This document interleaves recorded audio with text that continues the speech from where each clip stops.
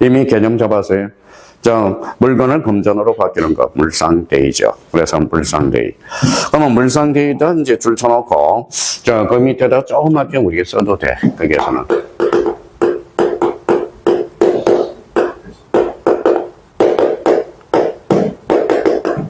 공영증서. 물상대는 세 가지 원인에서 발생해. 우리 공인중개사는. 그래서 읽어봐요. 멸, 세, 공. 요거는 잘 암기가 안 되니까 저쪽 따서 멸, 세, 공.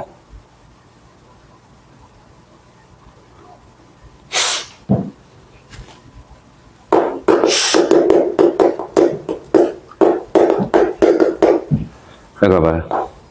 임대차 보증금이죠. 보증금 물상대위가 미쳐 안 미쳐? 안 미치죠. 왜 그럴까요? 보증금 멸실도 아니고 훼손도 아니고 공용징수도 아니라는 거야. 그러니까 보증금에도 물상대위가 미친다. 이러면 X야. 뭐에 대해서 미쳐? 멸실, 훼손, 공용징수. 자, 화제가 났어요. 뭐예요? 멸실훼손, 그럼 보험금이 튀어나오죠. 공용징수 수용이죠. 수용금. 그래서 대표적인 게 보험금과 수용금을 무슨 대위? 물상대위라. 그럼 물상대위는 그러면 물건이 뭘로 바뀌었어? 금전으로 바뀌었죠. 질이 바뀌었죠. 그러니까 무슨 변경? 질적 변경이야. 질적 변경. 그러면 거기에 대해서 양적 변경은 봐봐요. 여기 이제 누구 거예요? 갑거라고 생각해봐요. 갑이 오라테 전세권을 설정해줬어. 소유권은 누가 가지고 있어? 갑이 가지고 있죠. 그러면 갑이 우리 토지 일부에 대해서 전세권을 설정했어. 그러면 양이 늘었어, 줄었어? 늘었죠. 소유권 위에 전세권이 양이 늘었잖아. 그러면 뭐뭐 설정은 뭐예요? 무슨 변경이다? 양적 변경이다. 양이 늘었잖아. 양이. 그러면 양적 변경 보죠. 권리가 양적으로 줄쳐놓고, 그래서 물건의 부합 또는 소유권의 객체, 제한물건의 설정, 줄쳐놔요. 제한물건의 설정. 대표로 제한물건의 설정은 무슨 변경이다? 양적 변경이다. 이해하면서 이제 암기를 해 들어가라고. 가로 3번에 이제 작용의 변경이 있어. 작용의 변경. 우리가 작용의 변경, 그러면 민법에서 두 개를 우리가 써요. 작용의 변경. 여기 봐봐요. 그 밑에 예를 하나 써봐요.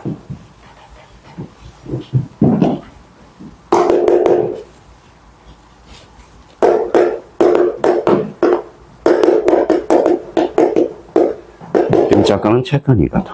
채권이야. 근데 하늘에서 뭐가 내려요? 하늘에서 비가 내리면 안 돼요. 써요. 등기를 내려. 등기가 내리면 물건화 돼버리는 거야. 그렇다고 임차권이 채권이죠. 등기된다고 물건이 되는 게 아니야. 물건으로서 변질로 작용한다라는 거지. 그러면 채권은 그러면 절대권, 상대권?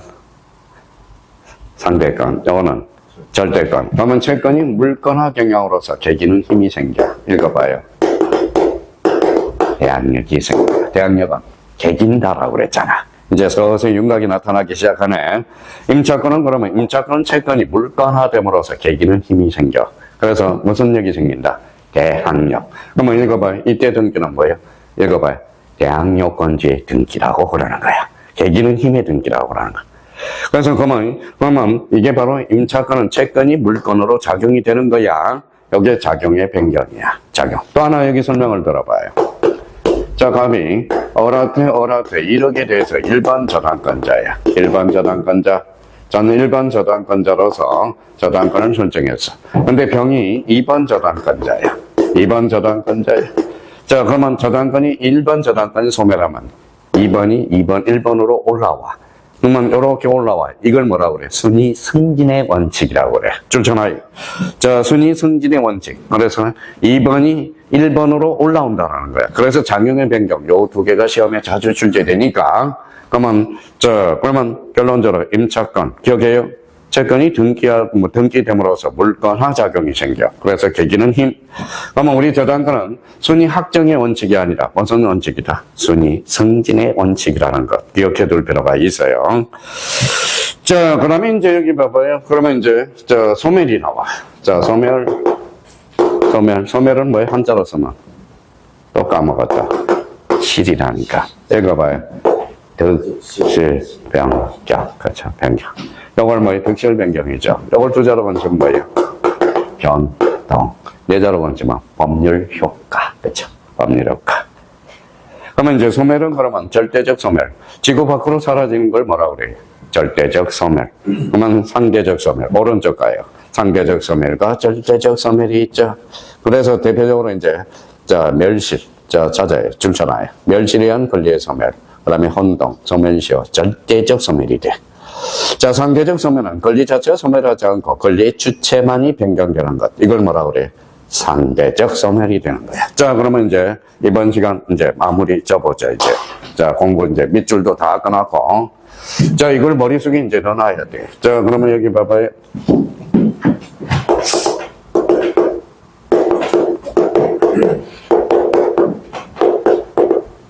자, 이제 다 써놨으니까 머릿속에. 자, 법률효과는 그럼 뭐예요? 법률행위와 법률규정. 법률행위는 어사표시가 필요하겠죠. 어사표시 플러스 알파.